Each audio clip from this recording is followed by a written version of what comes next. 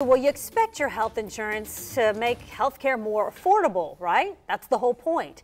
But for years, you may have been getting ripped off. If your prescription was less than your copay, you could have been paying a lot more than you needed to, and your insurance company may have been pocketing the difference. First Coast News' Julia Janae is on your side tonight with a closer look at how it was happening and a new law aimed at putting a stop to it.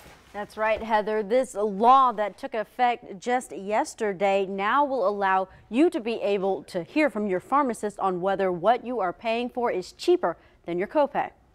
What you didn't know may have been hurting your wallet. Up until July 1st, insurance companies could legally block a pharmacist from telling patients the truth. Well, that's the whole point of insurance, isn't it? To help you be able to save money on getting medications. In my pocket. Yes. That money should go in your pocket. Why? Yes. Because it's over the amount, and it's my money. It's called a clawback. A copay for insurance could be $50, but the actual cost of that medication could be just $30. That $20 goes to the insurance company, not to the patient, leaving the buyer unaware they could have paid cash as a customer and saved that extra money. Insurance company could keep a pharmacy from letting you know it's actually cheaper. Oh my goodness.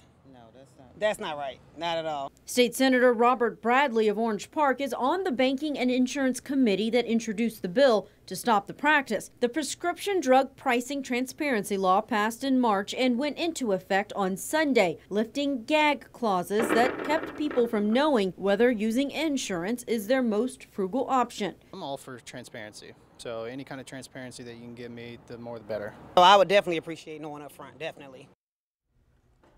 Of course, a lot of medication is more expensive than your copay, but now you can always ask your pharmacist if that copay is in fact more of the cost than the prescription. Anthony, back to you.